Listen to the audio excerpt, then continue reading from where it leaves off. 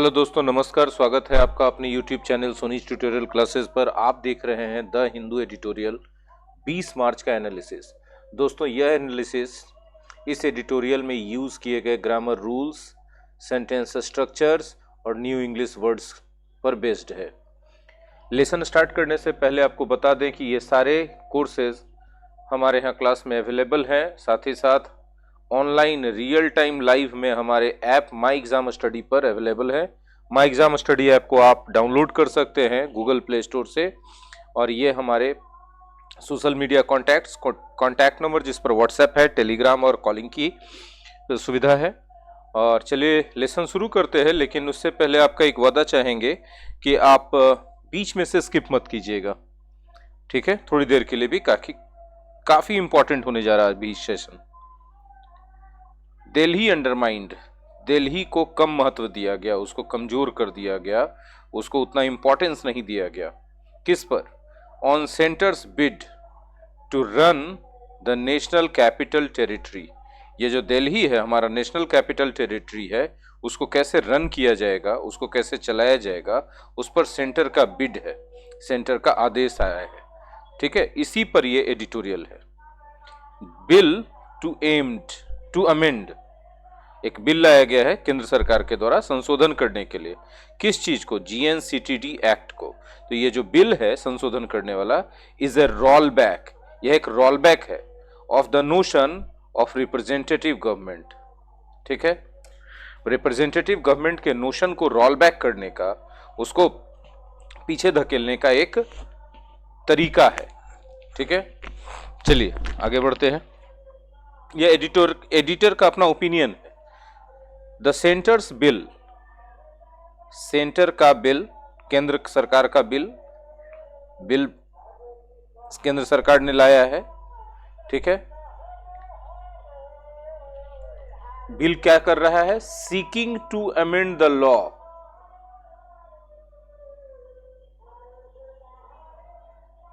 Seeking to मतलब this bill seeks to, that seeks to amend the law, law को amend करना चाहता है। किस लॉ को?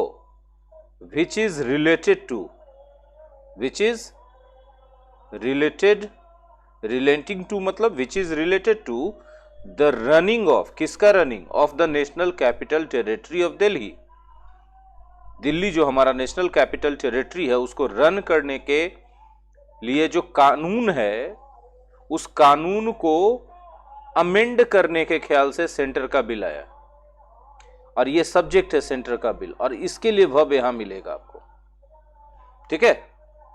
The centres bill claims, centre का, केंद्र सरकार का बिल जो है, विधेयक जो है, वो दावा करता है। आई विधेयक कैसा विधेयक है? वैसा विधेयक है जो चाहता है उस कानून में फेरबदल करना, संशोधन करना।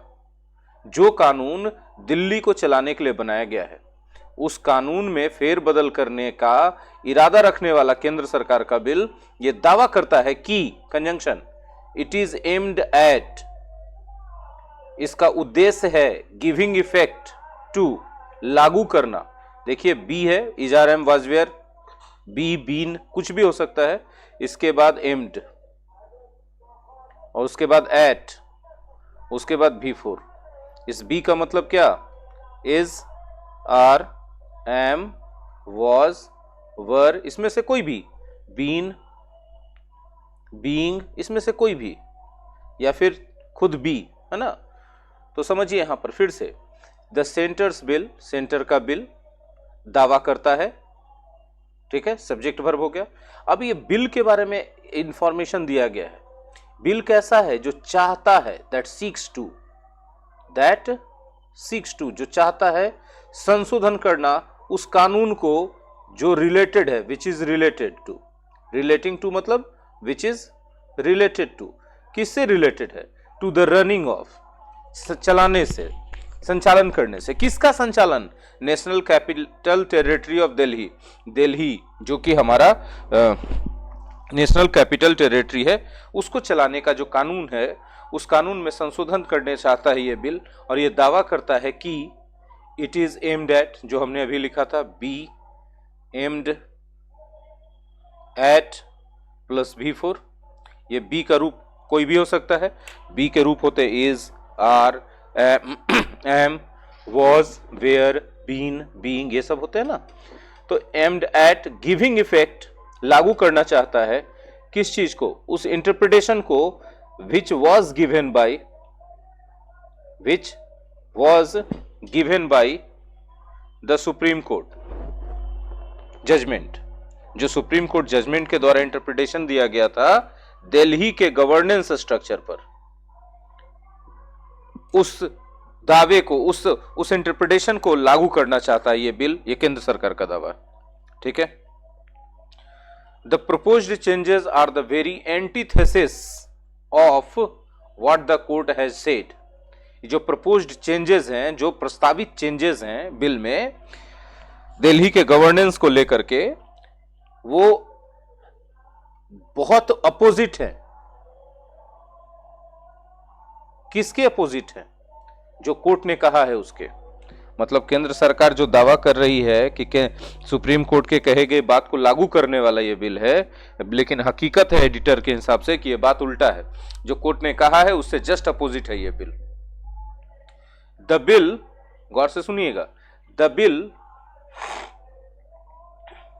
इफ इट बिकम्स लॉ, अगर ये लॉ बन जाता है तो ये बिल विल होलली अंडरमाइन, पूरी तरह से अंडरमाइन कर देगा, मतलब नकार देगा, झुठला देगा, महत्व को कम कर देगा। किसके महत्व को?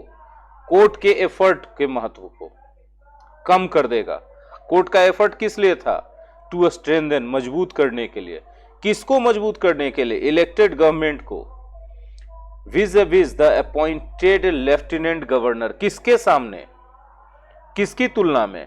जो नियुक्त लेफ्टिनेंट गवर्नर होते हैं उनकी तुलना में इलेक्टेड गवर्नमेंट को स्ट्रेंथन करने वाला जो कोर्ट का प्रयास था, उस कोर्ट के प्रयास को अंडरमाइन कर देगा पूरी तरह से यह बिल, अगर यह कानून में बदल गया तो, अगर यह संसद में पारित हो गया तो। क्लियर है?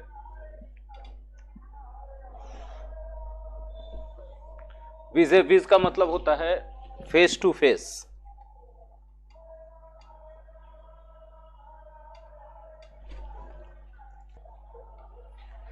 The Constitution Bench verdict of July 4th, 2018 said, 4 जुलाई 2018 के वर्डिक्ट का जो कॉन्स्टिट्यूशन बेंच था उसने कहा, the lieutenant governor has not been interested, lieutenant governor को नहीं दिया गया है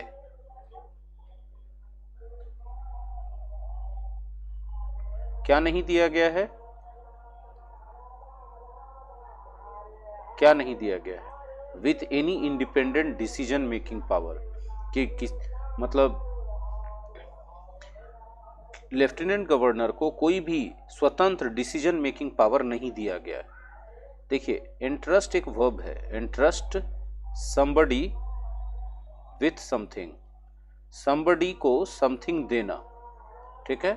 ये एक्टिव वॉइस में ऐसे स्ट्रक्चर चलता है, ठीक है। इंटरेस्ट समथिंग यदि पहले लिख देंगे तब टू प्रीपोजिशन लगेगा, somebody आएगा। और पैसिव वॉइस बनाएंगे तो somebody कहाँ चला जाएगा? आगे चला जाएगा, क्योंकि वर्ब है तो ये ऑब्जेक्ट ना है, ऑब्जेक्ट जो है सब्जेक्ट बन जाएगा और बी का फॉर्म चलेगा और उसके बाद इंटरेस्टेड हो जाएगा, अब विथ समथिंग हो जाएगा कि नहीं हो जाएगा? तो यही वाला चीज तो यहाँ है, lieutenant governor has not been interested with any independent decision making power. Lieutenant governor को कोई भी इंडिपेंडेंट डिसीजन मेकिंग पावर नहीं दिया गया है, ठीक है। चलिए आगे। He has to either act, उसको या तो एक्ट करना है on the aid and advice of the council of ministers, council of ministers के मदद और सलाह के आधार पर, या he is bound to implement the decision taking by the president on a reference being made by him. He is bound to implement, be का रूप कोई भी, is, are, am, was, were, B, been, being कोई भी, उसके बाद bound, उसके बाद टू और उसके बाद V1। Is bound to implement मतलब उसके लिए बाध्य है कि वो इंप्लीमेंट करेगा किस चीज को? डिसीजन को। कौन से डिसीजन को? Which has been taken by, which has been taken by, जो लिया गया है डिसीजन, किसके द्वारा? प्रेसिडेंट के द्वारा। किस आधार पर? On a reference being made by him. जो लेफ्टिनेंट गवर्नर रेफरेंस देगा प्रेसिडेंट को, अब प्रेसिडेंट वो उसके आधार पर जो डिसीजन लेंगे उसको मानने के लिए लेफ्टिनेंट गवर्नर बाउंड होगा, बाध्य होगा। या तो उसको ऐसे काम करना पड़ेगा, या तो फिर वो कुछ करना चाहता है तो काउंसिल ऑफ मिनिस्टर्स के एड और एडवाइस के अनुसार काम करेगा। ठीक है। The aid and advice clause pertains only to matters. Aid and advice वाला जो क्लाउज है, एड एंड एडवाइस वाला जो क्लाउज है, वो संबंधित है सिर्फ उन मैटर से, पर्टेन टू समथिंग, उन मैटर से ऑन विच, जिस पर द इलेक्टेड असेंबली ने हैज पावर्स, उसको पावर है under the state and concurrent list, state and concurrent list के अंतर्गत। ठीक है। इलेक्टेड असेंबली को जिन मुद्दों पर अधिकार है, जिन मुद्दों पर पावर दिया गया है, उन्हीं मुद्दों से संबंधित एड और एडवाइस क्लाउज है। मतलब एड और एडवाइस जो है लेफ्टिनेंट गवर्नर उन्हीं मुद्दों पर देगा। But with the exception of public order,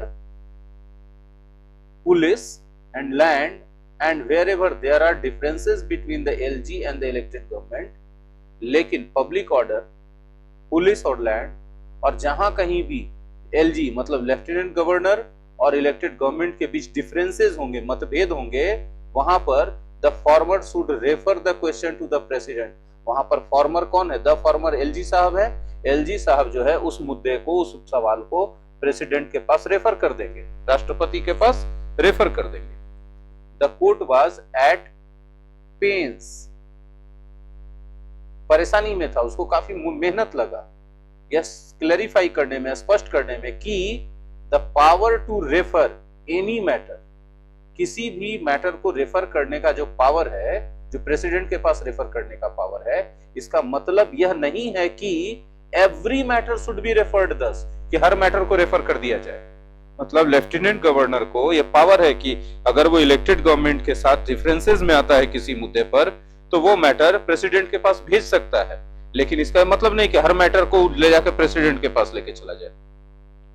the guiding principal was that, जो गाइडिंग प्रिंसिपल था वो ये था कि the elected government should not B undermined, उसको आप अनदेखा नहीं कर सकते हैं, आप उसको इग्नोर नहीं कर सकते हैं बाय द अनइलेक्टेड एडमिनिस्ट्रेटर। किसके द्वारा?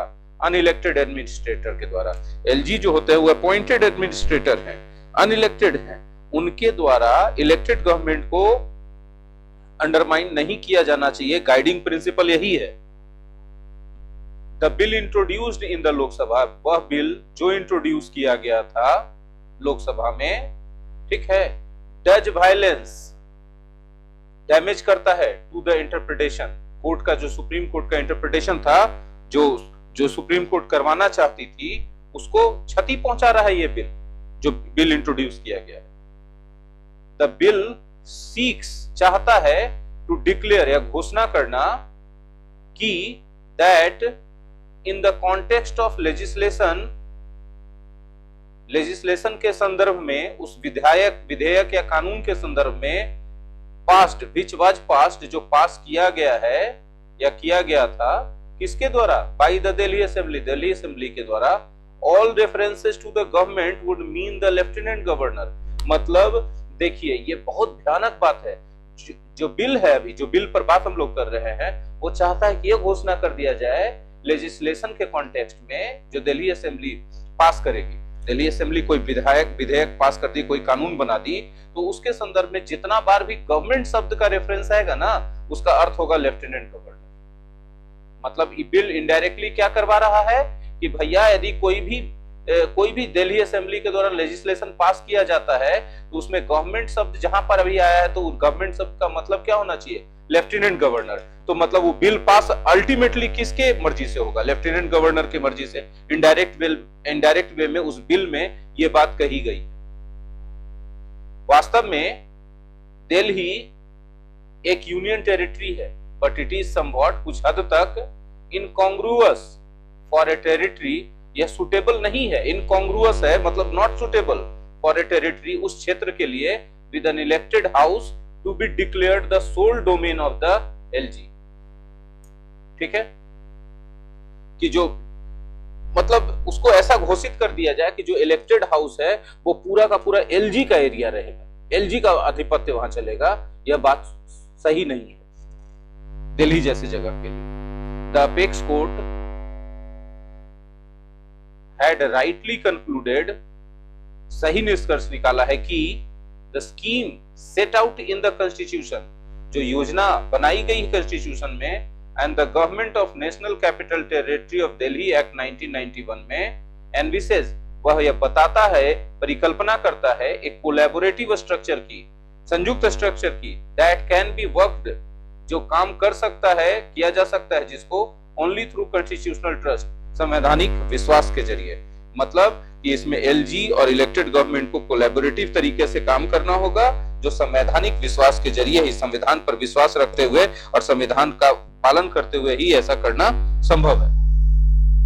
The proviso to article 239AA, article 239AA में जो प्रोविजो है, जो शर्त है, जो उपबंध है, विच एम्पावर्स द एलजी, जो एलजी को पावर देता है, to refer a difference of opinion with the council of minister to the president, कि वो रेफर करे टू द प्रेसिडेंट, प्रेसिडेंट को, क्या चीज, अगर उसका डिफरेंस ऑफ ओपिनियन हो रहा है, अलग राय हो रहा है काउंसिल ऑफ मिनिस्टर्स के साथ। तो डज नॉट मीन, उस प्रोविजो का मतलब यह नहीं है कि the administrator is given an opportunity to come up with a different opinion on every decision made by the ministry।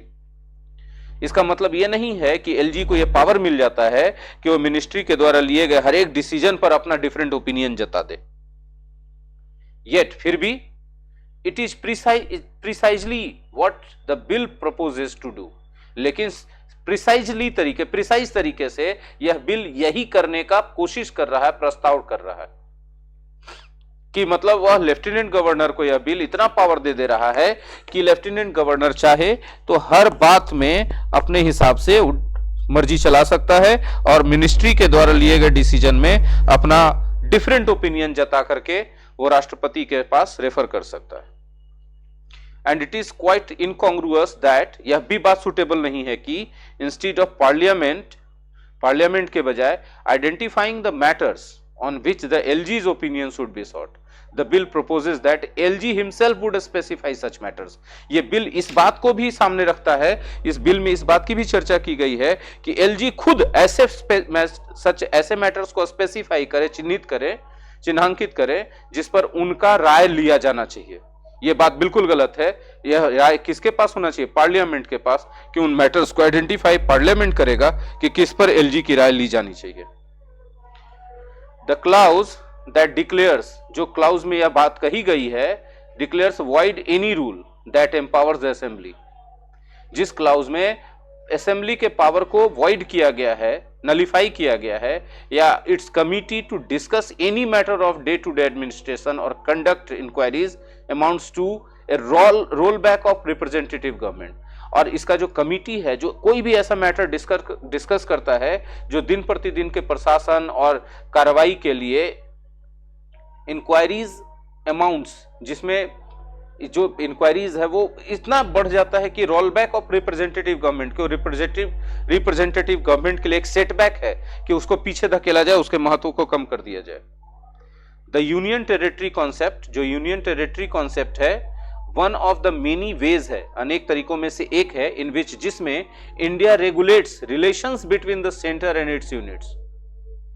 Union territory बहुत सारे तरीके हैं जिसमें जो है इंडिया जो है, भारत का जो केंद्र सरकार है, सेंटर और उसके यूनिट्स, मतलब केंद्र सरकार और उसके यूनिट्स, स्टेट गवर्नमेंट वगैरह जो भी हैं, उनके साथ कैसे रेगुलेट करेगा रिलेशंस को, यूनियन टेरिटरी एक कॉन्सेप्ट है।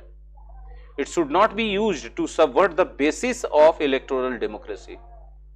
जो इलेक्टोरल डेमोक्रेसी है, मतदान के द्वारा प्रजातंत्र वाला जो सिस्टम है, उसको सबवर्ट करने का, उसको दबाने का किसी भी आधार पर ये नहीं होना चाहिए। ये था आज का एडिटोरियल एनालिसिस। आज काफी लेट से जा रहा है, इस बात के लिए क्षमा है, कल से फिर से अपने टाइम पे चला जाएगा। अच्छा लगा हो तो लाइक कीजिएगा और अपने दोस्तों के साथ शेयर ज़रूर कीजिएगा।